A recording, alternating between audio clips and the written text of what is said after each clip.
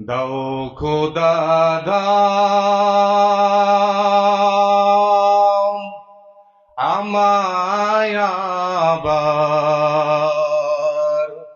ওমর দারাজে দিল দাও আলীর মতো বীর সেনানী বলেন সবাই দাও আলীর মতো বীর সেনানী জাগাতে নিখিল দাও খোদা দাও আমায় আবার ওমর দারাজ দিল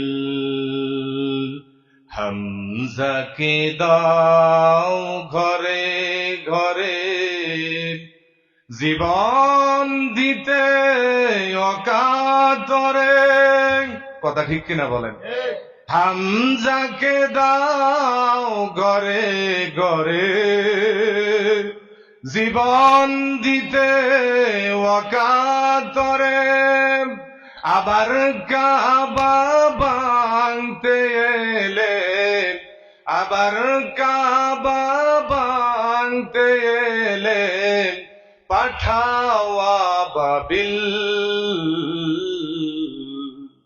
দাও খোদা দাও আমায় আবার ওমর দারাজ দিল দাও খোদা দাও আমায় আবার ওমর দারাজ দিল নবীজির জন্ম কোথায় মক্কা হাশেমি বংশ মুখস্থ রাখিয়েন হাশেমি বংশ কুরাইশ বংশ শ্রেষ্ঠ বংশের ভিতরে আমার আপনার নবী বাবা আদম আলাইহিস সালাম থেকে শুরু করে তামাম পৃথিবীতে যত মুফাসসিরিন ইকরাম আছেন সব মুফাসসিরিন একমত আদম আলাইহিস সালাম থেকে শুরু করে জনাবে সকলে বলেন মুহাম্মাদুর সাল্লাল্লাহু যত নবী এই পৃথিবীতে আসছেন সমস্ত নবীরা কার কথা বলছেন আল্লাহর কথা বলছেন সমস্ত নবীরা কার দাওয়াত দিয়েছেন এই আল্লাহর দাওয়াত পাবলিসিটি অ্যাডভার্টাইজ করার কারণে নবীদের কষ্ট কম হয়েছে না বেশি হয়েছে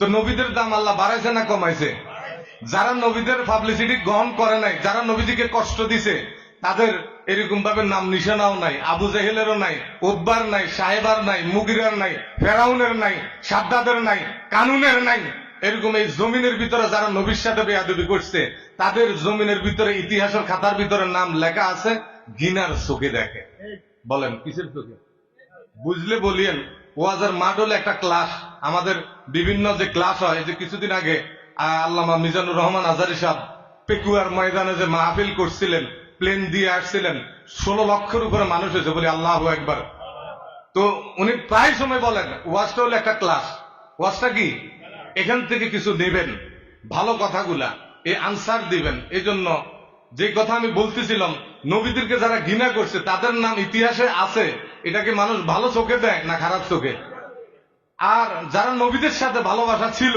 তাদের নামগুলা কি ইজ্জতের সাথে নেয় নাকি খারাপের সাথে নেয় সাইয়েদেনা বেলাল ইউটিউবিয়া রাষ্ট্র কেনিয়াতে চান্স দিবেন মোবাইলে ইউটিউবে যে চান্স দিবেন কিনিয়া একটা রাষ্ট্র আছে ওই মানুষগুলা কালো ওই মানুষগুলা এত কালো যে মানুষের চেহারা দেখা যায় না সুন্দর করে নাক দেখা যায় না প্রিয় ভাইরা আমার একটু গভীর মনোযোগ জীবনে বহুত ওয়াজ শুনছেন ওয়াজ শোনার উদ্দেশ্য হলো আমল করা কুরআনুল কারীমের ভিতরে বলেন ওয়াকালু সামি'না ওয়া আতা'না হযরত সাহাবায়ে কেরাম বলেন এই পৃথিবীতে নবীজির জবান থেকে যে কথাগুলো আসতো আমরা সাহাবায়ে কেরাম কোন যুক্তি দলিল দিতাম না সাথে সাথে এই কথাগুলা আমাদের আমলের দ্বারা পরিবর্তন করতাম জোরে বলেন না সুবহানাল্লাহ আরেকটু জোরে কর না সুবহানাল্লাহ কষ্ট আমার জ্বর আমার কষ্ট করতেছি আপনারা সুবহানাল্লাহ বললে আমল নামায় নাকি দিবে কে আল্লাহ এই জন্য বলছি অল্প সময় নিয়ে আমি আপনাদের সামনে থেকে বিদায় নিব ওয়াজ আপনারা শুনতে পারবেন চ্যানেলে ঢুকলে এই জন্য এই যে আজকে জান্নাতের বাগান বেহেশতের বাগানের ভিতরে আসলেন। আল্লাহ রাব্বুল আলামিন বলেন, লাইন শাকারতুম লাযীদান্নাকুম ওয়া লাইন কাফারতুম ইন্না আযাবি লাশাদীদ।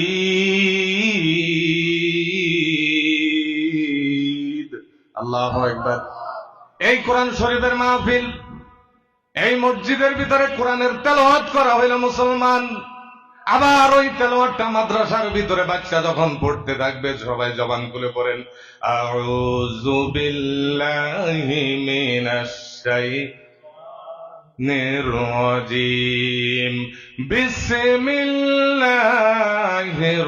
রাহমানির রাহিম, আলহামদুলিল্লাহি রাব্বিল আলামিন,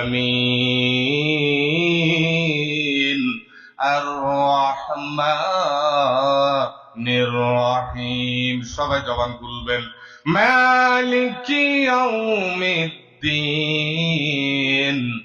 ইয়্যাকা না'বুদু ওয়া ইয়্যাকা নাস্তাঈন, ইহদিনাস সিরাতাল মুস্তাকিম, সিরাতাল লাযীনা আন'আমতা আলাইহিম গায়রিল মাগদুবি আলাইহিম ওয়ালাদ-দাল্লিন। আল্লাহু আকবার। আর জোরে কোন আল্লাহু আকবার। মাশাআল্লাহ। এভাবে লাড়াচাড়া দিয়েন। আল্লাহু আকবার যে বলছেন, এখানে আল্লাহর নাম। কার নাম বলেন? চাই আল্লাহ কি গাজমুয়া লাকসামের থেকে ছোট না বড়?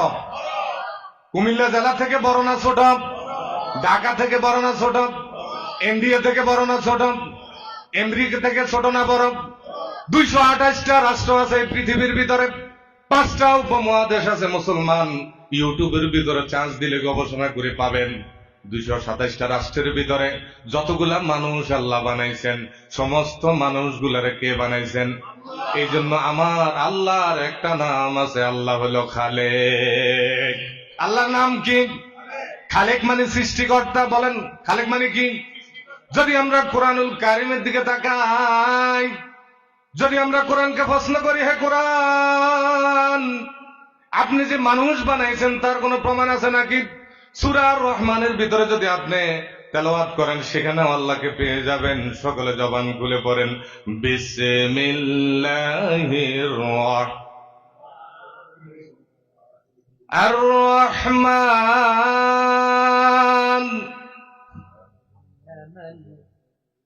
আর রহমান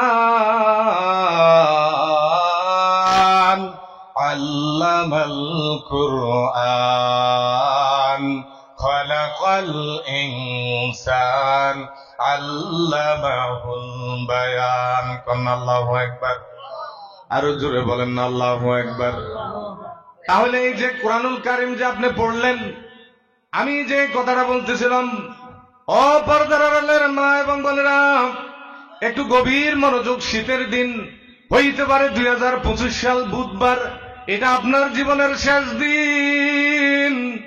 ও যুবক ভাইয়েরা, মাইকের আওয়াজ যত দূরে যাচ্ছে, লাকসামের জমিনের ভিতরে আওয়াজ যাবে। আমি কিন্তু বেশি দূরের সন্তান না, আমার জন্মস্থান হলো গুমতি খন্দকার বাড়ি, পূর্ব লাকসামে। আজকে 25 বছর ধরে আছি। কন্যা আলহামদুলিল্লাহ। লাকসাম পৌরসভাও আমার বাড়ি, আপনার বাড়িও পৌরসভা। আপনি 7 নম্বর ওয়ার্ডের লোক আর আমি 8 নং ওয়ার্ডের লোক। পূর্ব লাকসাম হলো 8 নং ওয়ার্ড। কয় নম্বর ওয়ার্ড? বুঝানোর জন্য বলতেছি, আপনিও লাকসামের লোক, আমিও লাকসামের লোক। আজকে যে এখানে মাহফিল দেওয়া হলো একমাত্র আল্লাহকে পাওয়ার জন্য। কাকে? আল্লাহকে পাওয়ার জন্য। জনাব সুলাইমান মজুমদার সাহেব, আল্লাহ ওনাকে নেক হায়াত দান করেন। জোরে বলেন আমিন। ওনার বংশধর যারা কবরবাসী হয়ে গেছে, এই মাহফিলের উসিলায়, মাদ্রাসার উসিলায় আল্লাহ ওই কবরকে জান্নাতুল ফেরদাউসের বাসিন্দা বানাইয়া দেখ। আপনাকে আমিনে বুঝা যায় কি কোনটা আছে? জোরে কর না আমিন। উনি যে মাদ্রাসার জন্য জায়গা দিলেন, আপনারা খুশি না বেজার? ওরে আল্লাহর বান্দা, মাদ্রাসা সবাই দিতে পারে না, এই মসজিদ কিন্তু সবাই দিতে পারবে না। যেহেতু সময় সংক্ষিপ্ত, আমি বুঝাইতে পারবো না, আমার শরীর অসুস্থ, আপনাদের থেকে বিদায় নেব। যে কথাগুলো বলতেছিলাম, আপনি চিন্তা করেন, জান্নাতে সবাই যাইতে পারবে না। জান্নাতে কি সবাই যাইতে পারবে না, আর সবাই দান করতে পারে না। এই যে মসজিদ বলেন, মাদ্রাসা বলেন, আল্লাহ যাকে কবুল করেন তাকে দান করার তৌফিক আমার আল্লাহ দিয়ে দেন। জোরে বলেন সুবহানাল্লাহ। একটু জিকির করেন, লা ইলাহা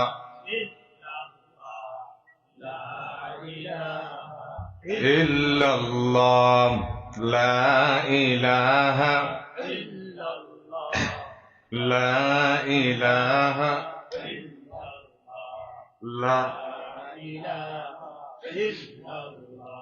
লা ইলাহা। মুহাব্বতে চোখ বন্ধ করে আল্লাহকে হাজির নাজির জানিয়ে একটু জিকির করেন। বাইতুল শরীফ অনেকে গেলেন, বিভিন্ন তরিকা ভক্ত বিভিন্ন দরবারের মধ্যে যায় কি যায় না? দরবারে যাওয়ার উদ্দেশ্য হলো কি? দরবার পাওয়া না, আল্লাহ পাওয়া। আল্লাহ পাওয়া, রসুল পাওয়া। আলেমেরা ওলামারা বুঝাইতেছে একমাত্র আল্লাহর সাথে সম্পর্ক করার জন্য। এই জন্য দিল খুলে প্রাণ খুলে মহাব্বতের সাথে আমার আল্লাহর সাথে একটু মহাব্বতের সাথে জিকির করেন, লা ইলাহা ইল্লাল্লাহ। জোরে লা ইলাহা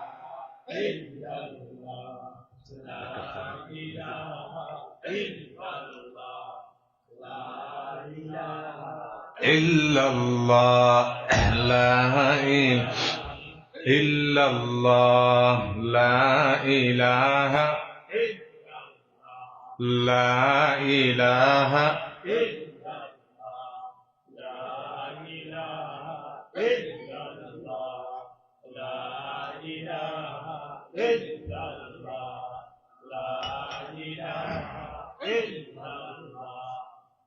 লা ইলাহা ইল্লাল্লাহু মুহাম্মাদুর রাসূলুল্লাহ সাল্লাল্লাহু আলাইহি ওয়াসাল্লাম। বলেন, এই সময় যে জিকির করলেন খুশি কে হয়েছে? বলেন, আরো জোরে বলেন। শয়তান কি খুশি হয়েছে না নারাজ হয়েছে? আপনারা যে জিকির করলেন আমল নামায় নাকি কে দিছেন? আপনাদের আমল নামায় দিছে না? যারা মাঠের বাইরে আছে, দোকানে আছে, প্যান্ডেলে আসে নাই, তাদের আমল নামায় নাকি দিল, নাকি আপনাদের আমল নামায় আল্লাহ নাকি দিছে? আপনাদের আমল নামায় নাকি দিল। এই জন্য আমি যে কথাগুলো বলতেছি, প্রিয় ভাইরা আমার, লাকসামের গাজীমুয়ার মানুষ, পর্দার আড়ালের মা এবং বোনেরা, আপনারা ইউটিউব চ্যানেলের ভিতরে দেখেন বিভিন্ন রকমের, অনেকে ছবি দেখে, অনেকে নাচ দেখে, অনেকে টিকটক দেখে, আছে কিনা নাই? আবার অনেকে ওয়াজ শুনে, আছে কিনা নাই? তাহলে যে মহিলা ওয়াজ শুনতেছে তার সন্তানকে মাদ্রাসা পড়াইতেছে, আর যে মহিলা গান শুনতেছে তার বাচ্চাকে দিন শিক্ষা দিতেছে না, দুজনের কি সমান অধিকার আছে নাকি? দুজনের আমল নামায় কি সমপরিমাণ সওয়াব হবে? দুজন কি এক সমান নাকি? বলেন। তাহলে চিন্তা করেন, দানের কথা যে আমি বলতেছিলাম, প্রিয় ভাইরা আমার, মসজিদ মাদ্রাসা, এই যে মসজিদের ভিতরে যারা ইমামতি করেন, শুধু আমাদের এই গাজীমুয়া মসজিদ না, বাংলাদেশের ভিতরে সোশ্যাল মিডিয়ার ভিতরে আলোচনা চলে যাবে। তাহলে যে কথাগুলো বলতেছি হিসাব করে বলতেছি, মুসলমান, এই পৃথিবীর ভিতরে মসজিদ আছে কিনা নাই? জোরে বলেন। মসজিদের ভিতরে ইমাম সাহেব ইমামতি করে। ইমাম সাহেব বলেন, ইমাম সাহেব কি স্কুলের ভিতরে, কলেজের ভিতরে, ভার্সিটির ভিতরে পড়ে ইমামতি করে না মাদ্রাসায়? জোরে বলবেন। মাদ্রাসা পড়ে না স্কুলে পড়ে? আরে মুসলমান, স্কুলে যতই আপনি আইয়ে পড়েন, বিয়ে পড়েন, ডক্টরেট দেওয়ার পরে যদি বলে আপনি মসজিদে ঢুকার সময় দোয়া পড়েন, আল্লাহুম্মা আফতাহ লি আবওয়াব রাহমাতিক, এই দোয়াটা পর্যন্ত জানে না। কিন্তু বলেন, এই বাংলার জমিনের ভিতরে যারা মাদ্রাসা কষ্ট করে করে করে করে করে করে সন্তান আলেম হইল, হাফেজ হইল, ওই সোনার সন্তান গুলাম, ওই সোনার মা, মায়ের পেটের ভিতরে সুন্দর করে, মা যত সুন্দর করে আমল করে, সন্তান গুলা এরকম জমিনের ভিতরে আমল করে। জোরে বলেন না সুবহানাল্লাহ। হযরত বরফির আব্দুল কাদের জিলানী রহমতুল্লাহ আলাইহির নাম শুনছেন কিনা? ঘটনার প্রসঙ্গে আপনাদেরকে নিয়ে আসলাম, মা এবং বোনেরা আপনারাও শোনেন। যেহেতু আজকে আলোচনা হইতেছে, মা যদি ভালো হয় মেয়ে ভালো হবে, বাপ যদি ভালো হয় সন্তান ভালো হবে। কথা ঠিক কিনা বে ঠিক? গরু যদি ভালো হয় গরু থেকে দুধ আসবে, বাবা যদি ভালো হয় সন্তান ভালো হবে। মুসলমান মা যদি ভালো হয় মা থেকে বাইজিদ বুস্তামি রহমতুল্লাহ আলাইহির মতন ওলি হবে। বাইজিদ বুস্তামি রহমতুল্লাহ আলাই চট্টগ্রামের ভিতরে ওনার রওজা মোবারক আছে কিনা নাই? তাম পৃথিবীতে ওনার সুনাম যখন ছড়িয়ে ছিটে গেল, মা বলতেছে বাইজিদ তোমার এটা কোনো কেরামতি না। এই কেরামতি আমি মায়ের। তখন সন্তান অহংকার এসে গেল। সন্তান বলতেছে মা এটা কি বলতেছেন? এই পৃথিবীতে সব জায়গার ভিতরে আমার একটা সুনাম, উচ্চস্বরে মানুষ আমার কাছে আসে দোয়ার জন্য। মা বলতেছে এটা তোর কেরামতি না? কন্যা আল্লাহু আকবার। মা বলতেছে বাবা এটা তোর নাম। সন্তান বলতেছে ভালো সন্তান যারা হবে এই পৃথিবীর ভিতরে মা বাবার সাথে কখনো বেয়াদবি করবে না। কথা ঠিক না বে ঠিক? আর যারা মা বাবার সাথে বেয়াদবি করবে তারা মসজিদে যদি হয়, মাদ্রাসাও যদি পড়ে, খানা কাবার যদি গিলাফ ধরে টানে, আমার আল্লাহ বলে তার কোন ইবাদত আমি আল্লাহ কবুল করব না। নাউযুবিল্লাহ। ওয়াসাইনাল ইনসানা বিওয়ালিদাইনি ইহসানা। এই পৃথিবীতে আমি রবের ইবাদত করার পরে আমি আল্লাহ তোমাদেরকে আদেশ দিলাম, ডিক্লার দিলাম, এই পৃথিবীতে মা এবং বাবার তোমরা দাসত্ব করো, মা বাবার গোলামি করে। কন্যা আল্লাহু আকবার। মা বাবাকে যদি কষ্ট দাও কখনো আল্লাহ পাবে না। প্রিয় ভাইরা আমার, এই জন্য মা বাপ যারা আছেন একটু গভীর মনোযোগ দিয়ে শুনেন। তাহলে বরফির আব্দুল কাদের জিলানী বাইজিদ বুস্তামি রহমতুল্লাহ আলাইহির কথা আমি বলতেছিলাম। কি বলতেছে? মা এটা তোমার কেরামতি না। এটা তোমার কি কেরামতি? কার বলেন? আল্লাহর। মা বলতেছে আমার। মা বলতেছে কি? তাহলে যার যার একটা কাজের যোগ্যতা অনুযায়ী সে বলে। এখন আমার যদি যোগ্যতা না থাকে, ইউটিউবে ওয়াজ না থাকে, আমি যতই বলি আপনাদের কোনো লাভ হইব? যখন সকালবেলা ইউটিউবে চার্জ দিয়ে দেখবেন হুজুরের আলোচনা আছে, তখন বলবেন যে হুজুর ঠিক আছে। হুজুর কি আছে? এই জন্য কথার সাথে কাজের সাথে মিল রাখতে হবে। মা বলতেছে বাবা এটা তোমার কোনো কেরামতি নাই। বলে কেমনে? যতদিন এই পৃথিবীতে তুমি আসলাম, আসার পরে যতদিন তোমাকে আমি মায়ের দুধ পান করাইলাম, ততদিন আমি বিনা ওজুতে তোমাকে দুধ দেই নাই। কন্যা সুবহান। পরে মা এবং বোনেরা, গাজমুয়ার মানুষ, পর্দার আড়ালের মা এবং বোনেরা, আপনিও শুনে রাখেন, আমারও একজন মা আছেন। নিশ্চয়ই ওই মা দোয়ার কারণে, কান্নাকাটির কারণে আজকে আপনাদের সামনে কিছু কথা বলার তৌফিক দিলাম। এই মাদ্রাসা নিয়ে একটু চিন্তা ভাবনা করার তৌফিক দিল। বলেন আমিন। বিগত অক্টোবর থেকে এই মাদ্রাসার জন্য হাতে পায়ে ধরে ঘরে ঘরে দুয়ারে দুয়ারে গেলাম আমি। পরে আল্লাহর বান্দা নবীর উম্মত, আমার দুইটা সন্তান এখনো মাদ্রাসায় নরপাটি পড়াশোনা করে। কিছুদিন পরে আল্লাহ রাব্বুল আলামিন হেফজ শেষ করার তৌফিক দিবেন। জোরে বলেন সুবহানাল্লাহ। এই পৃথিবীতে বেশি দিন আর মানুষের হায়াত কম। মা এবং বোনের একটু গভীর মনোযোগ। জোরে গেলে আপনি 60 থেকে 70 বছর বা 100 বছর এই গাজীমুয়া এলাকার ভিতরে আপনি ঘরে ঘরে ঘরে ঘরে ঘরে ঘরে ঘরে ঘরে তালাশ করে পাবেন না আপনার একজন খালা, একজন মা, একজন বোন, তার বয়স হয়ে গেল 150 বছর। আমাকে যদি এরকম প্রমাণ দিতে পারেন, আমি আপনাকে লাকসাম বাজার থেকে মিষ্টি দেব ইনশাআল্লাহ। কন্যা আমিন। বুঝানোর জন্য বলতেছি, 150 বছরের লোক নাই, খুব কম হবে এই গাজীমুয়ার ভিতরে।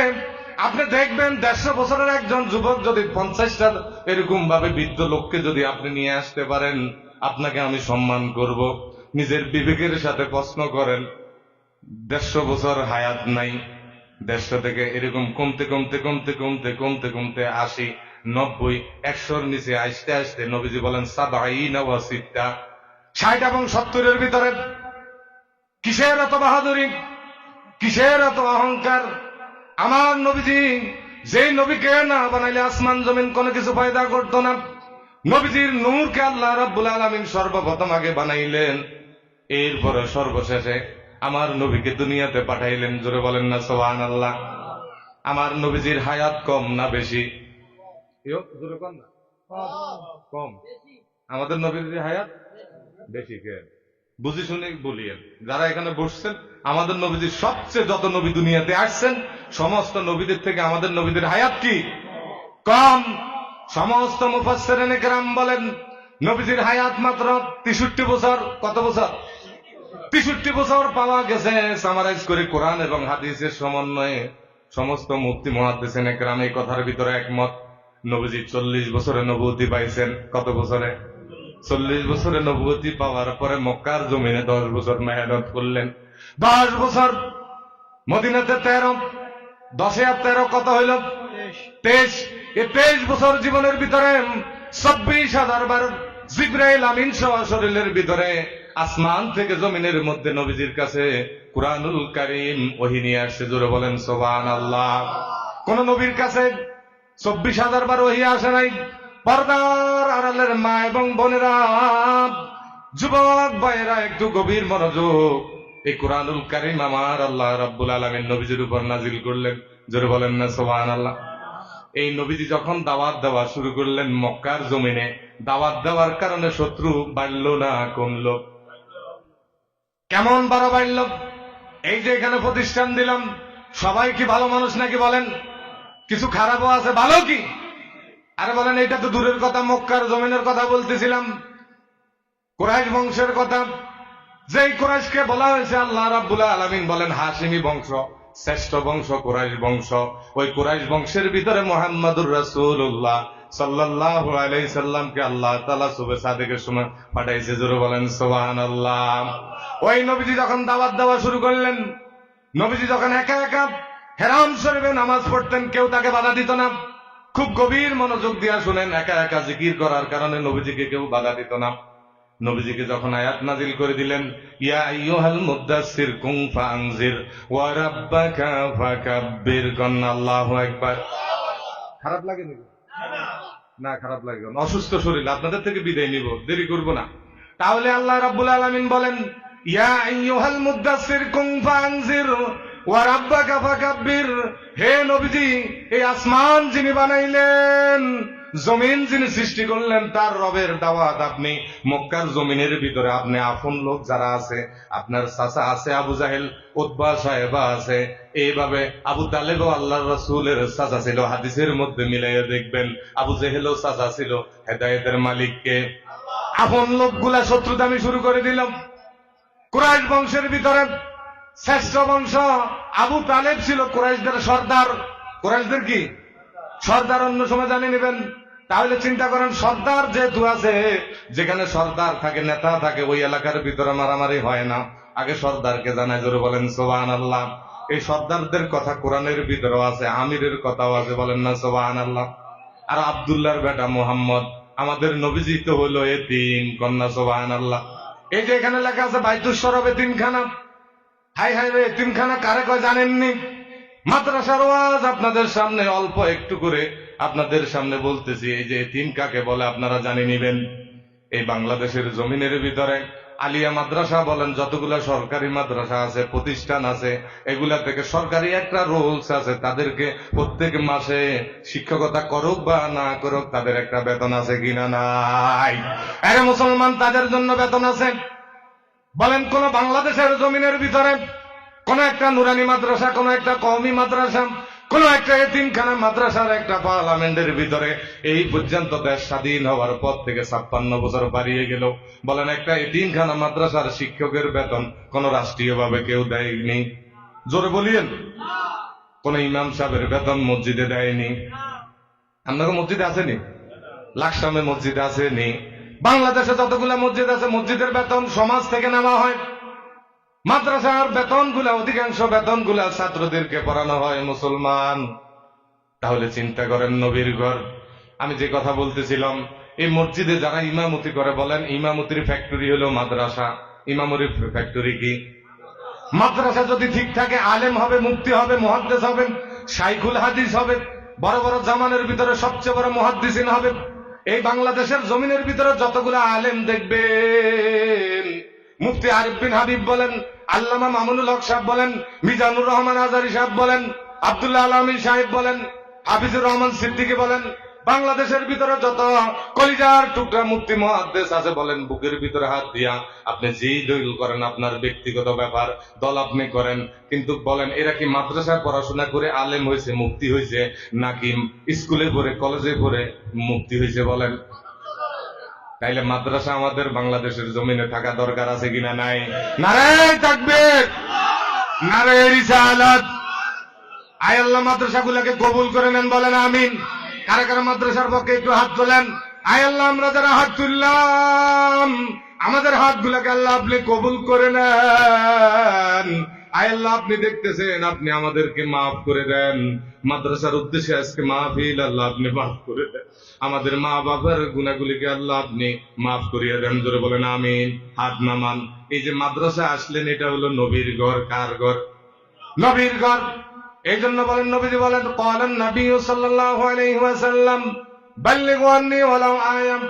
আমার পক্ষ থেকে যদি একটা আয়াত যেন অপরকে পৌঁছাই দিও মুসলমান আমার, তাহলে বলেন এই বাংলাদেশের জমিনের ভিতরে যে মাদ্রাসাগুলো আছে এই মাদ্রাসার সাথে সম্পর্ক রাখা আমাদের দরকার আছে কিনা নাই? যদি আপনার সন্তান আলেম বানান, লাভ কি আপনার হবে না আরেকজনের হবে? হ্যাঁ, আমাদের হবে। একটা সন্তান যদি গাজমুয়ার মানুষ, আমি প্রায় ময়দানের ভিতরে কথা বলি, আপনি একজন মসজিদের ইমাম সাহেব নিয়ে যাবেন, কোনো আফসোস নেই। এখনো মসজিদের ভিতরে আল্লাহ খেদমত করাইলাম। অনেক মা বাপ আছে বছরে একবারও কবরের পাশে যায় না, একটু হুজুর নিয়ে যায় না, 200 টাকার চিন্তা করে। আছে কিনা নাই? 100 টাকার চিন্তা করে। ইমাম সাহেবরে যদি একদিন ঘরে দাওয়াত দেয়, চিন্তা করে খানার। এরকম লোক আছে কিনা নাই? আবার এমন লোক আছে যারা চিন্তা করে না, চিন্তা ছাড়া পকেটের ভিতরে হাত দেয়, আলেমদের হাতের ভিতরে দিয়া দেয়। জোরে বলেন সুবহানাল্লাহ। আমার নবীজি বলেন, ইন্নাল উলামা ওয়ারাসাতুল আম্বিয়া কাম্বিয়া বনি ইসরাইল। নবীজি বলেন, একজন আলেমকে যদি কেউ মুসাফা করলো, আলেমের সামনে যদি যায় কেউ বসে, তার সগীরা গুনাহকে আমার আল্লাহ রাব্বুল আলামিন মাফ করিয়া দেন। জোরে কর না। এরে ভাইরাম, আলেমের চেহারার দিকে যদি তাকায় সগীরা গুনাহ মাফ। আলেমের সাথে যদি কেউ মুসাফা করে, নবীজি বলে আমি নবীর সাথে সে মুসাফা করলো। আর কেউ যদি আলেমের মজলিসের মধ্যে বসে যায়, সে যেন আমি নবীজির মজলিসের মধ্যে বসে গেল। সুবহান। ইন্নাল উলামা ওয়ারাসাতুল আম্বিয়া, এটার ব্যাখ্যা জানেননি? যদি এটার ব্যাখ্যা করতে যাই, ঘন্টার পরে ঘন্টা, ঘন্টার পরে ঘন্টা চলে যাবে। আলেমরা এই পৃথিবীতে কত দামি সম্পদ। ইহুদি মুশরিক যারা আছে, নাসারা আছে, এই জমিনের ভিতরে তাদের একটা মিশন হলো এই জমিনের ভিতরে আলেমদেরকে ধ্বংস করে দেওয়া, কোরআনকে ধ্বংস করে দেওয়া, মসজিদকে ধ্বংস করে দেওয়া, মাদ্রাসাকে ধ্বংস করে দেওয়া। এটা যদি তারা ধ্বংস করতে পারেন, তাহলে মুসলমানকে ধ্বংস করা যাবে। কাফেরদের সবচাইতে বড় ষড়যন্ত্র হলো বাংলার জমিনে আলেমদের পিছনে লাগাই দেওয়া। নাউজুবিল্লাহ। কিন্তু এই জমানার ভিতরে নবীজি বলেন, ইন্নাল উলামা ওয়ারাসাতুল আম্বিয়া। আমার সাথে বলেন, ইন্নাল উলামা ওয়ারাসাতুল আম্বিয়া। নবীজি বলেন, আমি মরে যাওয়ার পরে, আমি দুনিয়া থেকে চলে যাওয়ার পরে, আমার একমাত্র আমরা নবীরা কখনো সম্পদ বানায় যাই নাই। এই জমিনের ভিতরে পাওয়া যায়। বিগত 5 বছর আগের দিকে যদি আপনি তাকান, 10 বছর আগের দিকে যদি তাকান, 5ই আগস্টের ভিতরে প্রমাণ হয়ে গেল এই জমিনের ভিতরে যারা অত্যাচার করলো, আল্লাহর সাথে নাফরমানি করলো, আলেমদেরকে বিনা কারণে বিনা দোষে যাদেরকে জেলখানা নিয়ে গেল, যাকে তাফসীর জগতের ভিতরে নাম্বার 1 বলে, হায় হায় রে কলিজার টুকরা সাহেব, 53টা বছর পর্যন্ত মাঠে ময়দানে ঘরে ঘরে ঘরে ঘরে দুয়ারে দুয়ারে তাফসীর, যাকে সর্বপ্রথম তিনি নাম দিলেন মরহুম আল্লামা দেলোয়ার হোসেন সাহেব। কথা ঠিক নেবে ঠিক? যার মাধ্যমে বাংলার জমিনে তাফসীর করা শুরু করলো। সৌদি আরবের ভিতরে আব্দুল্লাহ সুদাইজি সাহেব একটা চিঠির ভিতরে লিখলেন ওনার মৃত্যুর পরে, হায় হায় রে বাংলাদেশের সরকার এত জালেম, যেই সৌদি সরকার হেরাম শরীফের ভিতরে সবাই ঢুকতে পারে না। আজকে দেখেন ওই হেরাম শরীফের ভিতরে আল্লামা মরহুম দেলোয়ার হোসেন সাইদি সাহেব ঢুকার জন্য কোনো পারমিশন লাগে না। করোনা সুবহানাল্লাহ। কোনো পারমিশন লাগে না, উনি নিজে ঢুকতেন, ওপেন ভাবে বাইরে হইতেন।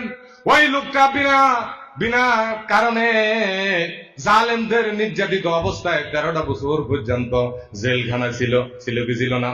16ই আগস্টের রাত্রির ভিতরে আল্লাহ মালুম, আল্লাহ ভালো জানে। এরা মুসলমান, আল্লাহর ধরা বড় ধরা। আল্লাহ যাকে ধরবেন কেউ তাকে বাঁচাইতে পারবে না। ইন্না আযাবি লাশাদীদ। করুন আল্লাহু আকবার। আল্লাহর ধরা বড় ধরা। আল্লাহ যাকে ধরবেন কেউ তাকে বাঁচাইতে পারবে না, আর আল্লাহ যাকে বাঁচাইবেন কেউ তাকে মারতে পারবে না। ফেরাউন অনেক চেষ্টা করছিল মুসা আলাইহিস সালামকে মারার জন্য, যখন কোহিতুর পাহাড়ের এরকম ভাবে নীল নদের সামনে গেল, মুসা আলাইহিসসালামের কওম আর মুসা আলাইহিসসালাম যে আল্লাহর দাওয়াত দিছেন, দুনিয়াতে কার দাওয়াত দিছেন? নবীরা কার দাওয়াত দিছেন? জোরে বলেন, নবীরা কার দাওয়াত দিছেন? শাহাদাত আঙ্গুল উঠাইয়া বলেন, নবীরা কার দাওয়াত দিছেন? নবীরা কার দাওয়াত দিছেন? আল্লাহর দাওয়াত দেওয়ার কারণে মুসলমান।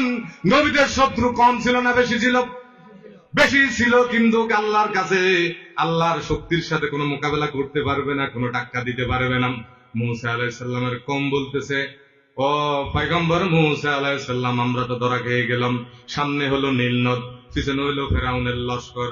মুসা আলাইহিস সালাম বললেন, কাল্লা, কখনো না, দিনের দায়ীর সাথে আমার আল্লাহ আছেন। জোরে বলেন সুবহানাল্লাহ।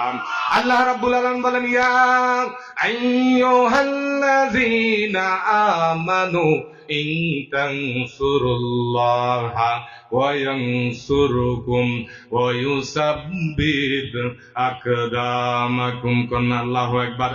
হেফজ কোরআন শরীফের ভিতরে আছে, ইয়া আইয়ুহাল্লাযীনা আমানু ইন তানসুরুল্লাহা, ও দুনিয়ার মানুষ, তুমি যদি আমি আল্লাহর দ্বীনের সাহায্য করো, আমি আল্লাহর সাহায্য করো। ইন তানসুরুল্লাহা, যদি তুমি আগে আমার দ্বীনের সাহায্য করো। কথা বুঝেন, তাফসীরের ভিতরে আছেন, যদি আগে আল্লাহ, আমরা যদি আগে আল্লাহর দ্বীনের সাহায্য করি, কার? আল্লাহর দ্বীনের সাহায্য করি। এই বাংলাদেশের ভিতরে মুসলমানের সংখ্যা কম না বেশি? আল্লাহকে মানলেওয়ালা লোকের সংখ্যা কম, আল্লাহকে মানে এই ধরনের লোকের সংখ্যা কম, গুনার সংখ্যা কি? তাহলে যে দিন আমাদের কাছে পাঠাইলেন, এই দিনের জিম্মাদারি, হেফাজতের জিম্মাদারি আমার আল্লাহ নিলেন, কিন্তু এই দিনের সাহায্য করা আমাদের উপর দরকার আছে কিনা নাই? আমরা গাজীমুয়ার মানুষ, লাকসামের মানুষ, কুমিল্লার মানুষ, ইন্ডিয়ার মানুষ, তাম পৃথিবীতে সকল মানুষকে কে বানাইছে? জোরে বলেন। সব মানুষ যদি আল্লাহর দ্বীনের সাহায্য না করে, আল্লাহর যদি এরকম ভাবে আল্লাহর যদি নেক আমল না করে, আমার আল্লাহ হলো একজন, ওয়াহিদাহু লা শারীকা লাহু। কান্না সুবহানাল্লাহ। তাহলে আমার আল্লাহ রাব্বুল আলামিন নিজে প্রমাণ দিলেন আল্লাহ কয়জন? জোরে বলেন, কয়জন? আল্লাহ রাব্বুল আলামিন বলেন, কুল হুয়াল্লাহু আহাদ আল্লাহুস সামাদ লাম ইয়ালিদ ওয়া লাম ইউলাদ ওয়া লাম ইয়াকুল লাহু কুফুয়ান আহাদ। কোন আল্লাহু আকবার। এই যে সূরা ইখলাস পড়েন কি পড়েন না? সূরা ইখলাসে কয় আয়াত? কোনছে? এটা জিজ্ঞেস একদম দাও। হুজুরের হিসেব দোষ। টিকটকে কটা ছবি আছে, অনেকে পারে। মোবাইলে পাসওয়ার্ড কেমনে খুলতে পারে এটা জানে। সূরা ইখলাসে রাগ নিয়েন না। এখন নুরানি মাদ্রাসার প্রথম শ্রেণীর একটা ছাত্রকে যদি বলা হয় সূরা ইখলাসে কয় আয়াত, হুজুর বলতে পারবে, সাথে সাথে বলতে হবে সূরা ইখলাসে 4 আয়াত। বলেন কয় আয়াত? 4 আয়াত। এই 4টা আয়াত পুরা কোরআন শরীফের ভিতরে 114 সূরা। কত সূরা? 114 সূরার ভিতরে 6666টা আয়াতের ভিতরে, তার ভিতরে একটা সূরা, এই দুইটা সূরাকে খুব ছোট বলা হয়েছে। একটা হলো সূরাতুল কাউসার আর সূরাতুল ইখলাস। সূরাতুল ইখলাস, সূরাতুল কাউসার। কাউসারের 3 আয়াত। কয় আয়াত? 3 আয়াত। আর সূরা ইখলাস কয় আয়াত? 4 আয়াত। এই 4 আয়াতের ভিতরে তাহলে চিন্তা করেন, এই 4টা আয়াত আমরা জানি না। অনেক মুসলমান আছে আইবি পাস করে। এই যে নুরানি মাদ্রাসা, এখানে লাকসামের ভিতরে অনেকগুলো মাদ্রাসা আছে। জোরে বলেন আল্লাহু আকবার। 2017 সাল বলেন, 16 সাল বলেন, এতগুলো মাদ্রাসা হয় নাই। এই যে দিনী মাদ্রাসা হয়েছে, ভালো হয়েছে না খারাপ হয়েছে? এই মাদ্রাসার ভিতরে যে বাচ্চাগুলা কোরআন পড়ে, কার কোরআন পড়ে? জোরে বলেন। তাহলে চিন্তা করেন, সূরা ইখলাসের ভিতরে 4টা আয়াত। এই 4টা আয়াত তো আমরা সকলে জবান খুলে পড়লাম। আবার আমার সাথে তেলাওয়াত করেন, বিসমিল্লাহির রাহমানির রাহিম। কুল হুয়াল্লাহু আহাদ আল্লাহুস সামাদ লাম ইয়ালিদ ওয়া লাম ইউলাদ ওয়া লাম ইয়াকুল লাহু কুফুয়ান আহাদ। কোন আল্লাহু আকবার। কুল মানে হে নবী আপনি বলে দেন আমি আল্লাহ একজন। কুল হুয়াল্লাহু আহাদ। কুল যত জায়গা কোরআন শরীফের ভিতরে আছে, হে নবী আপনি বলেন, হে নবী আপনি বলে দেন আমি আল্লাহ একজন। কুল হুয়াল্লাহু আহাদ। আহাদ মানে এক বচন। কয় বচন? এক বচন। আল্লাহ কয়জন? ওই যে বিলালের কথা বললাম, ইউটিউবিয়ার আসলাম, ইসলাম গ্রহণ করার পরে কালেমা যখন গ্রহণ করলেন, লা ইলাহা ইল্লাল্লাহ মুহাম্মাদুর রাসূলুল্লাহ যখন পড়লেন, আবু জাহেল উতবা সাহেবা এমন মার মারতেছিল, হায় হায়, এমন মারা মারতেছিল। আবু জাহেল একবার মারে, উতবা একবার মারে, সাহেবা একবার মারে, মুগিরা মারে, কিতাবের ভিতরে আসছে যতবার মারে ততবার বলে তুমি মুহাম্মদের কালামা ছেড়ে দাও, মুহাম্মদকে নবী বলে ডাকিও না, আল্লাহকে আল্লাহ বলে ডাকিও না। যদি এইটা তুমি ছেড়ে দাও, আমরা বলতেছি আরবের ভিতরে তোমাকে বাদশাহী দিব, আরবের ভিতরে শ্রেষ্ঠ মেয়েকে তোমার কাছে বিয়ে দেব, আরবের ভিতরে তোমাকে সবচেয়ে বড় ধনী করে দিব, তোমাকে আমরা আজাদ করিয়ে দিব, তুমি এগুলা ছেড়ে দাও। কিন্তু বেলাল রাদিয়াল্লাহু তাআলা আনহু, কুরআন এবং হাদিসের ভিতরে প্রমাণ পাওয়া যায়, সামারাইজ করে ওই বেলাল শুধু জবানের ভিতরে বলছে আহাদ আহাদ আহাদ আহাদ আহাদ আহাদ আহাদ। আহাদ মানে যে কোনো লোকের নাম না, হইতে পারে আহাদ নাম আছে, কিন্তু আহাদ নাম হলো আমার আল্লাহর নাম। সুবহানাল্লাহ। আল্লাহ কয়জন জোরে বলেন? আল্লাহ বলেন কুল হুয়াল্লাহু আহাদ। ওই বেলাল যত আহাদ বলেন, আর বেলাল বলতেছিল কাফের তোমরা তো আমাকে মারতেছ না, তোমাদেরকে দিয়ে আমার ইমান পরীক্ষা করতেছে আমার আল্লাহ রাব্বুল আলামিন। আমি বেলালের ইমান দেখতেছে, আমি বেলাল কি পরিমাণ নবীকে ভালোবাসি, আল্লাহকে ভালোবাসি, এই জন্য আমি বেলালের পরীক্ষা আল্লাহ নিতেছে। সুবহানাল্লাহ। মুসিবত আলাল ইমান, যার যত ইমান যত বেশি পরীক্ষা হবে তার মুসিবত আলাল ইমান, ইমান তত বেশি তার পরীক্ষা হবে। কন্যা সুবহানাল্লাহ। তাহলে ওই বেলালের কষ্টের কারণে এই পৃথিবীর ভিতরে সর্বপ্রথম মসজিদ নববীর ভিতরে আজান কে দিছে জোরে বলেন? বেলাল রাদিয়াল্লাহু তাআলা আনহু। ইসলামের জন্য যারা কষ্ট করবে, ইমানের জন্য যারা কষ্ট করবে, কোরআনের জন্য যারা কষ্ট করবে, তাদের নামগুলা শোনা অক্ষরে হাদিসের মধ্যে লেখা আছে, কিয়ামত পর্যন্ত থাকবে। সুবহানাল্লাহ। কোন ইমাম সাহেব, কোন মুফতি মুহাদ্দিস সাহেব যদি বলে বেলালের নাম সাহাবীর কাতারে নাই, সে হুজুর আমরা কবি না। বেলালের নাম শুধু হাদিস থেকে বাদ দেয়। পৃথিবীতে যত মুফতি পীর সাহেব আছে আনো। এই জন্য আমি প্রায় সময় বলি, এই পৃথিবীতে যত পীর সাহেব আছেন, যত হুজুর আছেন, যত আলেম আছেন, সব আলেমকে নিয়ে যদি মুসলমান একটা চাটিয়াল ময়দানের ভিতরে আনা হয়, আর ওই জায়গার ভিতরে 1,24,000 পয়গম্বর দুনিয়াতে আসলেন, আর সাহাবীদের সংখ্যা আল্লাহর রাসূল বলেন কম বেশি আল্লাহ জানে, কেউ বলে 1,24,000 সাহাবী। কন্যা সুবহানাল্লাহ। মতান্তরে কম বেশি কে জানে? মক্কা মদিনা 10 থেকে 12,000 সাহাবীর কবর। সমস্ত সাহাবীর ভিতরে একজন সাহাবী, শুধু একজন সাহাবীকে যদি একটা চাটিয়াল ময়দানের মধ্যে আনা হয়, আর পৃথিবীতে যত লোক মারা গেছেন সব লোককে যদি একত্রিত করা হয়, সমস্ত আলেমকে যদি একত্রিত করা হয়, সমস্ত বিশ্বাসকে যদি একত্রিত করা হয়, বলেন একজন সাহাবীকে যদি এরকম একটা চেয়ারের মধ্যে বসানো হয়, ওই সাহাবীর মর্যাদা আল্লাহর কাছে কম হবে না বেশি হবে? কেন বেশি হবে জানেননি? রাদিয়াল্লাহু তাআলা আনহুম ওয়া রাদু আন যালিকা লিমান খাশিয়া রাব্বাক। আল্লাহু আকবার। আল্লাহ পাক বলেন রাদিয়াল্লাহু তাআলা আনহুম, আমি আল্লাহ তাদের উপর রাজি এবং খুশি, সাহাবীরাও আমার প্রতি রাজি এবং খুশি। কন্যা সুবহানাল্লাহ। এই জন্য নবীজি 10 জনকে দুনিয়াতে জান্নাতের ঘোষণা দিলেন। আবু বকর ফিল জান্নাহ, ওমর ফিল জান্নাহ, ওসমান ফিল জান্নাহ, আলী ফিল জান্নাহ, আব্দুল্লাহ ফিল জান্নাহ, বেলাল রাদিয়াল্লাহু তাআলা ফিল জান্নাহ। এইভাবে 10 জন সাহাবীর নাম নবীজির জবান থেকে দুনিয়ার ভিতরে আসছে। কন্যা সুবহানাল্লাহ। আমার নবীজি যখন মেরাজে গেলেন, দেখবেন রমজান মাসে মেরাজের আলোচনা হুজুরেরা করেন। নবীজি যখন মেরাজে গেলেন, যাওয়ার পরে যখন জান্নাতে ভ্রমণ করতেছিলেন, ওই ভ্রমণ করা অবস্থায় বেলাল কিন্তু জমিনের ভিতরে আছে। জমিনের ভিতরে যে কদম দিতেছে, ওই কদম নবীজি জান্নাতে হাঁটতেছে, নবীজির এরকম ভাবে পিছন থেকে বেলালের কদমের আওয়াজ আসতেছে। জোরে কন্যা সুবহানাল্লাহ। বেলালের কদমের যখন আওয়াজ আসতেছিল, নবীজি মেরাজ থেকে যখন আসলেন, আসার পরে বেলালকে বলতেছেন আসসালামু আলাইকুম। কন্যা আসসালামু আলাইকুম। আরে মুসলমান, আজকে আমরা সালাম জানি না, বড় আফসোসের বিষয়। কোন মুসলমান যদি 20 জনকে সালাম দেয়, কোন মহিলা যদি 20 জনকে সালাম দেয়, নবীজি বলেন ওই দিন যদি মারা যায়, 8টা জান্নাতের দরজা তার জন্য খোলা থাকবে। জোরে বলেন সুবহানাল্লাহ। এর আমল করে একবারে সহজ। এই জন্য নুরানি মাদ্রাসার ভিতরে দেখবেন একজন আলেমকে দেখার পরে একজন ছাত্র দূর থেকে সালাম দেয়। একজন আইবিএ পাস করছে, ডক্টর হয়েছে, তাকে সালাম দেয় না। এই টুপির কারণে তাকে দূর থেকে সালাম দেয় কি দেয় না? এই দাড়ির কারণে সালাম দেয় কি দেয় না? যে সন্তানটা আলেমকে মাদ্রাসা ঢুকার সময় ক্লাসে পড়ার আগে সালাম দেন, তাহলে চিন্তা করেন ওই ছাত্ররা ছোটবেলা কি শিখতেছে? সালাম শিখতেছে। এই সালামের মাধ্যমে হলো শান্তি। আদারুস সালাম, জান্নাতে একটা ওয়ার্ড আছে, জান্নাতে 8টা দরজার নামের ভিতরে একটা দরজার নাম আছে আদারুস সালাম। আল্লাহ, আদারুস সালাম মানে শান্তির একটা জায়গা। এই জন্য প্রিয় ভাইয়েরা আমার, নবীজি মেরাজ থেকে আসার পরে বেলালকে সালাম দিয়েছেন। কারে? বেলালকে সালাম দেওয়ার পরে বলতেছে, ভাই বেলাল, সবাইকে ফাঁকি দেওয়ার পরে আমি যখন জান্নাতে চলে গেলাম, জান্নাতে যখন হাঁটতেছিলাম তোমার পায়ের আওয়াজ, জুতার আওয়াজ আমার পিছনে আসতেছে।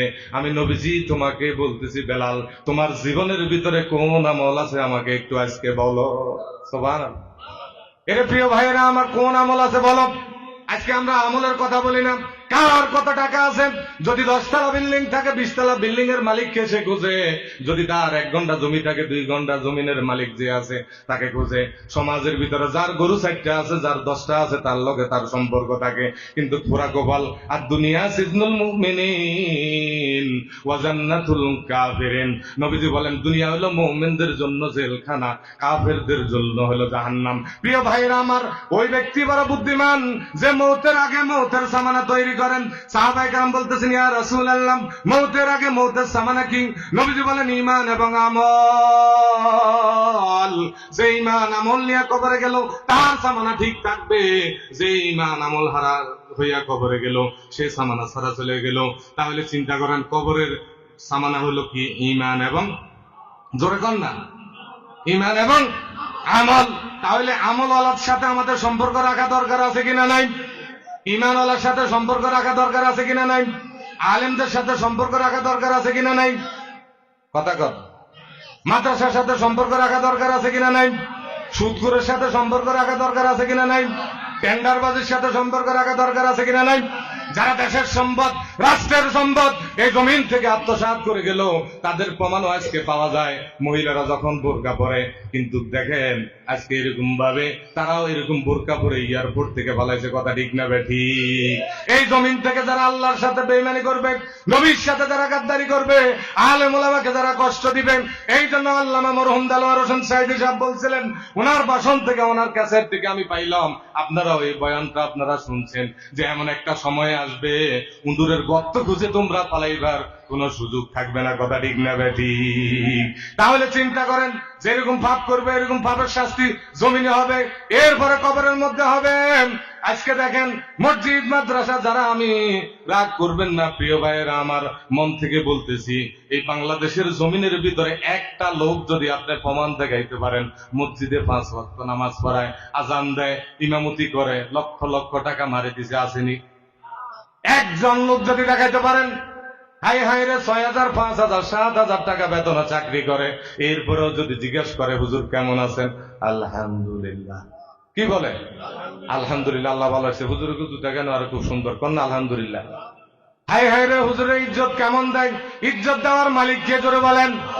বাংলাদেশের সব মসজিদের ইমাম সাহেব সব মা পেটে নিতে পারে নাই। বাংলাদেশে মাদ্রাসার সব মা পেটে নিতে পারে নাই। বাইজিদ বুস্তামির মা যখন যে কথা বলতেছিলাম, বলতেছে, বাবা এটা তোমার কোনো কেরামতি না। গাজী মুয়ার মা এবং বোনেরা একটু গভীর মনোযোগ। মা ভালো হলে মেয়ে ভালো হবে, বাপ যদি ভালো হয় সন্তান ভালো হবে। বাইজিদ বুস্তামির মা বলতেছে, এই পৃথিবীতে আসার পরে যতদিন তোমাকে আমি দুধ পান করাইছি, ওযু করে দুধ পান করাইছি, আর দুধ পান করার সময় সাথে সাথে বিসমিল্লাহির রহমানির রহিম বলছি। কন্যা সুবহানাল্লাহ। আউলিয়ারাম কার দুনিয়া ইখতিয়ার, জাহেলেরা কার দুনিয়া ইখতিয়ার, মাইলে মোমেন সোয়ে মোমেন মিশাওয়াত, মাইলে কাফের সোয়ে কাফের মিশাওয়াত। এক জামানা সোহবতে বা আউলিয়া, বেহতর আজ সলে তোয়াত বেরিয়া। কন্যা আলহামদুলিল্লাহ। আল্লাহ আল্লাহকে চিনেন, আলেম আলেমকে চিনেন, সোরে সোরে চিনেন। সোরে কি করে? তাহাজ্জুদ পড়ার জন্য ফির সাহেব সুন্দর করে ওযু করতেছে, রাত্রে 3:30 বাজে। উঠি কারে, আমার আগে তো আর কেউ উঠে নাই, আমি সুন্দর করে ওযু করতেছি পুকুরের পশ্চিম পাশে, আর পূর্ব পাশে আরেক ছোরা উঠছে চুরি করার জন্য, আরেক ছোরা উঠছে কি চুরি করার জন্য। তো উনি বলতেছে, হায় রে, আমি মনে করছি এলাকাতে আমি একজন চোর, এখন তো দেখতেছি আমার আগে আরেকজন মুখ দিতেছে, আরেকজন কি করতেছে, দুজন মানুষ, একজনে চুরির চিন্তা করেন, তাহাজ্জুদ পড়নেওয়ালা তাহাজ্জুদের চিন্তা করেন। এই পৃথিবীতে মানুষ দুই দল, যে যেমন নিয়তের উপর মারা যাবে। ইন্নামাল আমালু বিন্নিয়াত, সমস্ত আমল নিয়তের উপর নির্ভরযোগ্য। কন্যা সুবহানাল্লাহ। এই মাদ্রাসার কথা বলতেছিলাম, এই হাদিসগুলা মাদ্রাসার ভিতরে পড়া হয়, জোরে বলেন না সুবহানাল্লাহ। সর্বপ্রথম হাদিস হলো হাদিস শরীফ, আখলিস দীনাকা ইয়াকফিকাল আমালুল কলিল। হাদিস শরীফের অর্থ হলো, তোমার ইমানকে খাঁটি করো, অল্প আমলেই নাজাতের জন্য যথেষ্ট। কন্যা সুবহানাল্লাহ। অল্প আমলে নাজাতের জন্য কি যথেষ্ট? বলেন হাদিস শরীফ, আমার সাথে বলেন হাদিস শরীফ। আখলিস দীনাকা ইয়াকফিকাল আমালুল কলিল, তোমার ইমানকে খাঁটি করো, অল্প আমলে নাজাতের জন্য যথেষ্ট হইবে। তাহলে চিন্তা করেন, এই মাদ্রাসার ভিতরে হাদিস সম্পর্কে পড়ানো হয়, এই 40টা হাদিস যদি আল্লাহর রাসূল বলেন, কোন বান্দা বান্দি যদি, কোন মেয়ে, কোন ছেলে যদি মুখস্থ করে নেয়, আমার নবীজি বলেন তার জন্য জান্নাত ওয়াজিব হয়ে যায়। জোরে বলেন সুবহানাল্লাহ। কি হয়ে যায়?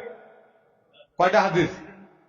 40টা হাদিস। এই 40টা হাদিস 5 বছরের ভিতরে, 3 বছরের ভিতরে, প্লে থেকে তৃতীয় শ্রেণী, এই 3 বছরের ভিতরে মুখস্থ করে কি করে না? বলেন করে। তাহলে 40টা হাদিস। এখন বলেন, বাংলাদেশের ভিতরে যতগুলা বই আছে আপনি পড়েন, এটা দুনিয়ার বিদ্যা। ডাক্তার হইবেন, এটাও সেবা, কিন্তু ডাক্তার নামের কসাই হইলে এটা কোনো সেবা না। এটা কি না? অনেক হাসপাতাল আমাদের লাকসাম আছে, আপনি বিশ্বাস করেন, আপনার যতই আত্মীয়, আপনি তার কাছে বিনা ভিজিটে যাই যদি বলেন আমার রোগীটা দেখেন, সে কি করবো? মুখটারে ফিরে নিব, মুখটারে, কারণ ভিজিট দিতে হয়। ভিজিট কি দিতে হয়? দিতে হয়। আবার এমনও ডাক্তার আছে, আলেম ওলামা আছে, আলহামদুলিল্লাহ, বিনা ভিজিটে রোগী দেখে। কন্যা সুবহানাল্লাহ। তাহলে চিন্তা করেন, এখন যারা দুনিয়া শিক্ষা শিখলো, বলেন যত রকমের বিদ্যা আছে, এগুলো দুনিয়ার উপকার। কোন উপকার বলেন? আর এলেম যারা শিখলো, হাদিস যারা শিখলো, যারা 40টা হাদিস শিখলো, বলেন এটা কি দুনিয়ার বিদ্যা না আখিরাতের বিদ্যা? বিদ্যাটা কার? আখিরাতের বিদ্যা। শিখলো কোথায়? নাকি কবরে? দুনিয়াতে। তো আল্লাহ ইজ্জত কি দুনিয়াতে বাড়াইবো না কবরে বাড়াইবো? দুনিয়াতে ইজ্জত বাড়াইবো, মৌতের পরে তার জন্য আল্লাহ রাব্বুল আলামিন জান্নাতের ব্যবস্থা করে দিবে। বলেন না সুবহানাল্লাহ। এই জন্য 40টা হাদিস ওই বাচ্চাগুলো আস্তে আস্তে আস্তে আস্তে মাদ্রাসার ভিতরে পড়ে। প্রিয় ভাইরা আমার, মা এবং বোনেরা, তাহলে চিন্তা করেন মা কেমন আমলি ছিলেন, তারপরে বাইজিদ বুস্তামি আমলি হয়ে গেছেন। এই জন্য ছোটবেলা যদি হযরত বরফির আব্দুল কাদের জিলানী শিশু বয়সে যখন বাগদাদের ভিতরে যখন পড়াইতে গেল, নিয়ম হলো উস্তাদ যদি পড়াইতে চায়, এক আয়াত যদি বলে, উস্তাদের আগে কোন ছাত্র বলতে পারবে না ডাক্তার বেশি বুঝে না রোগী বেশি বুঝে। কথা কন, আলেম বেশি বুঝে না ছাত্র বেশি বুঝে, চোরে বেশি বুঝে না পুলিশে বেশি বুঝে? পুলিশে বেশি বুঝে। বলেন মামলা, যতগুলা মামলা হইতেছে, মামলাওয়ালারা কি এরকম ভাবে বেশি বুঝে না উকিলে বেশি বুঝে? দুনিয়ার মানুষের থেকে জ্ঞান বেশি কার? এই জন্য মানুষকে বাঁচানোর জন্য এই দিনী এলেমগুলো আল্লাহ চালু করলেন। বরফির আব্দুল কাদের জিলানী রহমতুল্লাহি আলাইহি শিশু বয়সে যখন বাচ্চাকে মাদ্রাসা ভর্তি করানোর জন্য গেল, যাওয়ার পরে যখন বলতেছে বাবা আপনি শুরু করেন, উনি আউযু বিল্লাহি মিনাশ শাইতানির রাজিম বিসমিল্লাহির রহমানির রহিম বলে 18 পারা কোরআন শরীফ পড়ে শুনিয়ে দিয়েছে। কন্যা সবার ওস্তাদের চোখের পানি বাইর হওয়ার পরে বলতেছে বাবা এত সুন্দর তেলাওয়াত আমার জীবনে শুনি নাই, বাবা তুমি আরো সুন্দর করে পড়ো। ওই সন্তান বলতেছিলেন আমি এতটুকু শিখছি, এতটুকু আপনার কাছে বলছি, বাকিটা আপনার কাছে শিখবো। জোরে বলেন সুবহানাল্লাহ। উস্তাদ আরো বিষণ্ণ হয়ে গেল, এতটুকু শিখছে, বাকিটা আমার কাছে শিখবে। বিষয়টা কি? কোথায় শিখছো বাবা? তখন সাথে সাথে বলতেছিলাম আমি যখন মায়ের রেহেমের ভিতরে ছিলাম, ও গভীর মনোযোগ মা এবং বোনেরা, গাজমোয়ার ভিতরে যতগুলা মা আছেন ওয়াজটা একটু পকেটের ভিতরে নেবেন, আমল করার জন্য চেষ্টা করবেন। যদি আপনি আমল করেন আল্লাহ আপনাকে দামি করে দিবে। জোরে বলেন সুবহানাল্লাহ। এই পৃথিবীতে মায়েদের পেটকে স্বর্ণের খনি, মায়ের পেট থেকে যত পীর এই জমিনের ভিতরে আসছে, মায়ের পেট থেকে এই জমিনে যত নবী আসছে, কোথায় থেকে আসছে বলেন? মায়ের পেট থেকে। আসমান থেকে কোন নবী আসে নাই। এই পৃথিবীতে বাইজিদ বোস্তামির মতো ওলি আসছে মায়ের পেট থেকে, বড় পীর আব্দুল কাদের জিলানী আসছে মায়ের পেট থেকে, শাহজালাল রহমতুল্লাহ আলাই ইয়মনের মধ্যে শুয়ে আছে, ওই শাহজালাল রহমতুল্লাহ আলাই আসছে ইয়মন থেকে। এই জমিনের ভিতরে দিন প্রচার করার জন্য আসছে, শাহপরান দিন প্রচার করার জন্য আসছে। এরাও মায়ের গর্ভ থেকে আসছে, আমরাও মায়ের গর্ভ থেকে আসছি। কথা ঠিক না বেঠিক? তাহলে ওনারাও মায়ের গর্ভ থেকে আসছে, আমরাও মায়ের গর্ভ থেকে আসলাম। তাদের কোফাল কত ভালো। বড় পীর আব্দুল কাদের জিলানীর ছোট অবস্থা বলতেছে, আমার মা 18 পারা কোরআন শরীফের হাফেজ ছিলেন। রাত্র যখন পড়তেন, দিনেও যখন পড়তেন, আমি মায়ের পেটের ভিতরে 18 পারা কোরআন শরীফ মুখস্থ করে নিছি। জোরে বলেন সুবহানাল্লাহ। এই 18 পারা কোরআন শরীফ যখন মুখস্থ করে নিলাম, তাহলে চিন্তা করেন, এই মা থেকে দিন পাইছেন ইমাম কাকি রহমতুল্লাহ আলাই, মা থেকে দিন পাইছেন বাইজিদ বুস্তামি রহমতুল্লাহ আলাই, মা থেকে দিন পাইছেন। এই পৃথিবীতে যত নবী আসছে মায়ের পেট থেকে আসছে, মা এবং বোনেরাম। তাহলে চিন্তা করেন, আমার নবীজি বলেন মেরাজে যাওয়ার পরে, মেরাজ থেকে আসার পরে বেলালকে যখন বললেন, বেলাল তুমি কি এমন কি আমল করো যে আমল করার কারণে আমি জান্নাতের ভিতরে তোমার পায়ের জুতার আওয়াজ পাইতেছি?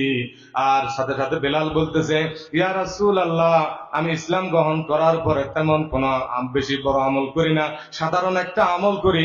দিবা রাত্রের ভিতরে যখন আমার অজু চলে যায়, সাথে সাথে অজু করি। সাথে সাথে কি করে? এই একটা আমল করতেন বেলাল, শুধু দিবা রাত্রের ভিতরে অজু চলে যেতেন, অজু করতেন। হাদিসে আসছে জানেন, কেউ যদি অজু অবস্থা থাকে শয়তান তাকে প্রবেশ করতে পারে না, ধোঁকা দিতে পারে না। আর অজু অবস্থা যদি মারা যায়, তার মৌতটা সাকরাতুল মৌত, আজরাইল আলাইহিস সালাম আসবেন, ঈমানের সাথে তার মৌত হবে। সুবহানাল্লাহ। সমস্ত মুহাদ্দিসিনে কেরাম একমত যে অজু অবস্থা মারা যাবে, সে যেন ঈমান অবস্থা মারা যায়। কন্যা সুবহানাল্লাহ। তো আমাদের কার কার নিয়ত আছে যে সবসময় অজু করার জন্য? একটু হাত তোলেন। আল্লাহ আপনি আমাদের সকলকে কবুল করেন, বলেন আমিন। তাহলে এই যে সাধারণ একটা আমল করছেন, আমলের দাম কম না বেশি? মাদ্রাসার ভিতরে যখন বাচ্চারা আসে বলে আপনারা উজু করে ঢুকেন, আপনারা কি করে ঢুকেন? আমরা যে নামাজের মধ্যে নামাজ পড়ি, নামাজে দুরূদ ইব্রাহিম আছে কিনা নাই? সময় সংক্ষিপ্ত, আপনাদেরকে কষ্ট দিলাম, বিদায় নিতেছি শীতের দিন। তো যে কথাটা বলতেছিলাম, নামাজে দুরূদ ইব্রাহিম পড়েননি। কেউ যদি দুরূদ ইব্রাহিম না পড়ে, সুন্নতে মুআক্কাদা সে ধ্বংস করলো, আর সুন্নতে মুআক্কাদা ধ্বংস করলে সে গুনাহগার হয়ে গেল। তো এই জন্য সুন্নতে মুআক্কাদা এটা পড়তে হবে। দুরূদ ইব্রাহিম নামাজের মধ্যে আমরা পড়ি, আল্লাহুম্মা সাল্লি আলা মুহাম্মদ ওয়া আলা আলি মুহাম্মদ কামা সাল্লাইতা আলা ইব্রাহিম ওয়া আলা আলি ইব্রাহিম ইন্নাকা হামিদ। এর ফরকটা কোন? আল্লাহুম্মা বারিক আলা মুহাম্মদ ওয়া আলা আলি মুহাম্মদ কামা বারাকতা আলা ইব্রাহিম ওয়া আলা আলি ইব্রাহিম ইন্নাকা হামিদুম মাজিদ। এটা নামাজের মধ্যে বলেন। আর নুরানি মাদ্রাসার হেফজখানার বাচ্চারা ক্লাসে হুজুর আসার পরে বাচ্চাদেরকে দুরুদে ইব্রাহিম বলে। দুরুদে কি বলে? ইব্রাহিম বলে। ইব্রাহিমের বংশধরের জন্য দোয়া। নবীজি বলেন ইব্রাহিমের বংশধর আওলাদের ভিতরে আমি।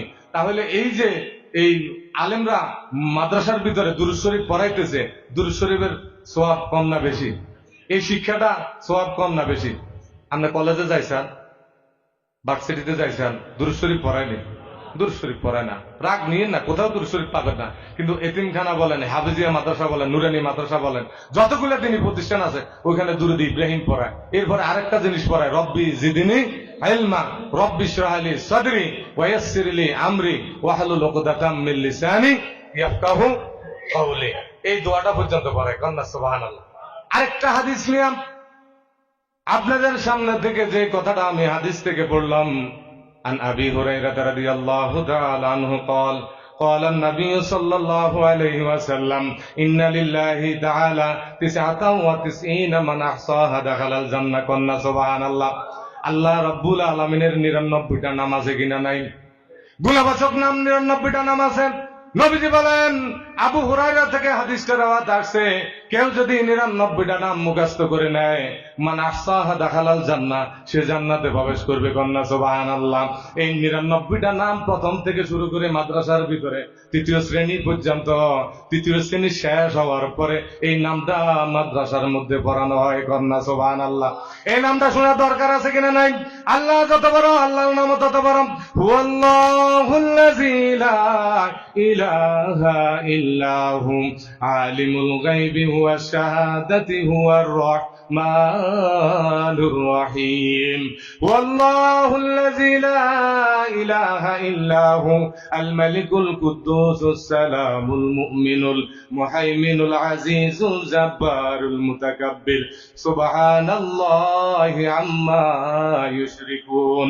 ওয়াল্লাহুল খালিকুল বারিউল মুসাউবিরুল গফফারুল কাহ্হারুল ওয়াহ্হাব আর রাজ্জাকুল ফাত্তাহুল আলিমুল কাবিদুল বাসিত আল খাফিদুর রাফিউল মুইজ্জুল মুযিল্লুস সামি আল বাসিরুল হাকামুল আদলুল লাতীফুল খাবীর আল হালিমুল আজিমুল গফুরুশ শাকুরুল আলী আল কাবীরুল হাফিজুল মুকিতুল হাসিবুল জালিল আল কারীমুর রাকিবুল মুজিবুল ওয়াসিউল হাকীম আল ওয়াদিদুল মাজিদুল বাঈশুশ শাহীদুল হাক্কুল ওয়াকিল আল কাওয়িয়ুল মাতিনুল আলিয়ুল হামিদুল মুহসিল মুবদি আল মুঈদুল মুহিল মুমীতুল হাইয়ুল কাইয়্যুমুল ওয়াজিদ আল মাজিদুল ওয়াহিদুল আহাদুস সামাদুল কাদিরুল মুক্তাদির আল মুকদ্দিমুল মুআখিরুল আউয়ালুল আখিরুল যাহিরুল বাতিন আল ওয়ালিল মুতাআলিল বাররুত তাওয়াবুল মুনতাকিমুল আফু আর রাউফুল মালিকুল মুলকি যুল জালালি ওয়াল ইকরাম আল মুকসিতুল জামিউল গনিয়ুল মুগনিল মানি আদ-দারুন নূরুল আদিল বাদি আল বাকিল ওয়ারিসুর রাশীদুস সাবুর। আল্লাহু আকবার। আল বাকিল ওয়ারিসুর রাশীদুস সাবুর, শেষ নামটা হলো সবর। আল্লাহর হলো ধৈর্য বেশি। আল্লাহ কি বেশি? এই ৯৯টা নামের শেষ নাম হলো সবর। কেউ যদি এই ৯৯টা নাম মুখস্থ করে, নবীজি বলেন মান আহসাহা দাখালাল জান্নাহ, সে জান্নাতে চলে যাবে। সুবহানাল্লাহ। তাহলে আমি আপনাদেরকে বলি, ৩টা বছর যদি মাদ্রাসায় বাচ্চাগুলো পড়ে, আপনার একটা মেয়ে, আপনার একটা ছেলে, আপনার একটা নাতি, এই ৯৯টা নাম কার? আপনারা জোরে বলবেন, কার নাম? এই আল্লাহর নাম। এই ৯৯টা নাম যদি ওই মেয়েটা ছোটবেলা শিখে, তার দাম্পত্য জীবন, তার পরবর্তী জীবনটা সুন্দর যাবে না অসুন্দর যাবে? তার বংশধর, তার গর্ভে ভালো ভালো সন্তান আসবে। কন্যা সুবহানাল্লাহ। এই বাচ্চাটা যদি ৩ বছরে মাদ্রাসার ভিতরে আল্লাহর ৯৯টা নাম শিখে, এরপরে সে ডাক্তার হোক, আমাদের কোনো আপত্তি নেই। লাকসামে যতগুলো মাদ্রাসা আছে, এটা হলো প্রাইমারি শিক্ষা, প্লে থেকে ৩য় শ্রেণী। বলেন, প্লে থেকে ৩য় শ্রেণী, প্রথম, দ্বিতীয়, তৃতীয়। এরপরে আমাদের আর এখানে সুযোগ নাই, আছে শুধু হেফজখানা, এতিমখানা। কোন হেফজখানা, এতিমখানা, এই 2টা আছে। এই 3টার পরে আপনি এবারে কওমিতে পড়ান, ডাক্তারি পড়ান, ইঞ্জিনিয়ারে পড়ান, কামেল মাদ্রাসা পড়ান, আপনার জীবন সিদ্ধান্ত আপনার। কন্যা সুবহানাল্লাহ। কিন্তু এই যে 3টা বছর এখানে পড়াইলেন, ৯৯টা নাম যদি কেউ মুখস্থ করে, আল্লাহর এই নামটা যদি মুখস্থ করে, এটা ইসমে আজম। এই দোয়া করব, সাথে সাথে আমার নবী বলে দোয়া করতে দেরি, ওই বান্দার দোয়াকে আমি আল্লাহ আসমানে কবুল করতে দেরি নাই। কন্যা সুবহানাল্লাহ। তাহলে আমাদের এই মাদ্রাসার সাথে বাচ্চাদেরকে যদি 3টা বছর পড়ান, লাভ হইব না লস হইব? আচ্ছা বলেন, আপনি লাকসাম বাজার পাইলট স্কুলের ছাত্র, কুমিল্লা ভিক্টোরিয়ার ছাত্র, কলেজ ফয়জুন্নেসার ছাত্র, আপনি নিয়ে আসেন, বিএ পাস করছে, যদি বলেন ৯৯টা নাম বলেন, পারবনিও? আর যদি আপনাকে এখানে একটা মাদ্রাসা আছে, ওইখান দিয়ে নুরানি আছে, ৩য় ক্লাসের ছাত্ররা যদি এখান দিয়ে আনি দেয় সভাপতির সামনে সুন্দর করে বাচ্চা, আমি যেরকম বলছি ওই বাচ্চাটাও ৯৯টা নাম মুখস্থ করে ফেলছে। কন্যা সুবহানাল্লাহ। তাহলে এই শিক্ষাটা আমাদের দরকার আছে কিনা নাই? এই শিক্ষা প্রতিষ্ঠানের সাথে আমাদের সম্পর্ক রাখা দরকার আছে কিনা নাই? আর নবীজি মক্কা, বারে আমি বলতেছি, বলি শেষ করে আপনাদের থেকে বিদায় নিতেছি, নবীজির জন্মস্থান হলো মক্কা। বলেন, শুয়ে আছে কোথায়? ইল্লাই রঙে গেছে, এত সোজা মনে করেন, রঙে যায় নাই।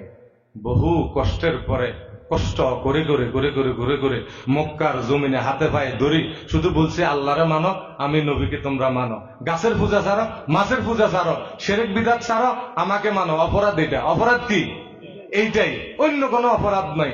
আজকে নবীজি সোনার মদিনাতে, যেখানে মদিনাতে শুয়ে আছেন, ওই জায়গাটাকে বলা হয় মদিনা, সোনার মদিনা। কি মদিনা বলা হয়? সোনার মদিনা বলা হয়। ওইখানের মধ্যে শুয়ে আছেন, রিয়াজুল জান্নাহ বলা হয়।